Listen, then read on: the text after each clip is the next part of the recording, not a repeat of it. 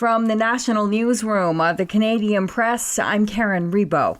Cooler temperatures this week and a good chance of rain Saturday is forecast in the northwestern Manitoba city of Flin Flon, which has been evacuated since late last week due to wildfire.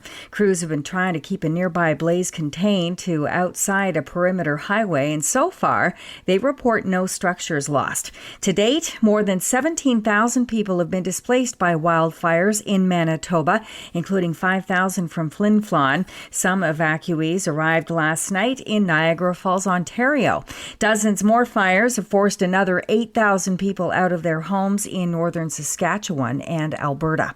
Saskatoon is hosting Canada's first ministers today as the country's premiers meet with Prime Minister Mark Carney to hash out what major infrastructure projects should be quickly approved. It's the first time since the federal election that the premiers will meet face-to-face with Prime Minister Mark Carney, and this could set the tone for federal-provincial relations going forward.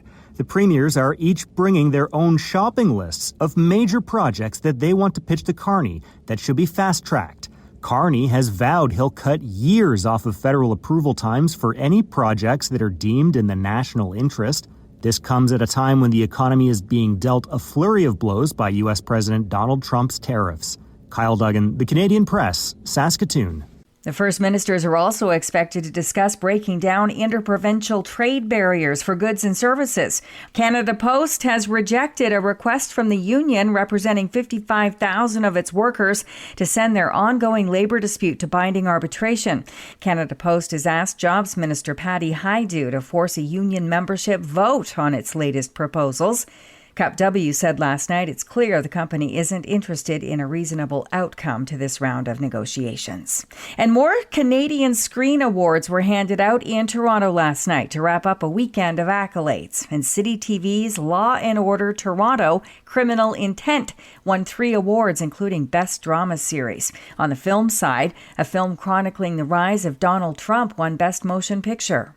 You have to be willing to do anything to anyone to win. The Apprentice is a Canada-Ireland-Denmark co-production shot in Ontario, which portrays how Trump honed his persona, power tactics, and media savvy. The film has won 5 Screen Awards in total, including Best Performance in a Lead Role for Sebastian Stan. What if you lost your fortune today? Well, then maybe I'll run for president. I don't know. Trump's team attempted to block the film's theatrical release last fall, calling it election interference by Hollywood elites and threatening to file a lawsuit. Lead producer Daniel Beckerman denied that his film is a national security threat, but said it might instead be an ego security threat for Trump. Don Mitchell, The Canadian Press.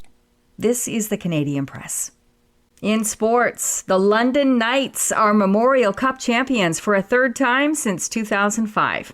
Denver Barkey scored twice in a dominant 4-1 victory over the Medicine Hat Tigers in the championship game Sunday in Rimouski, Quebec.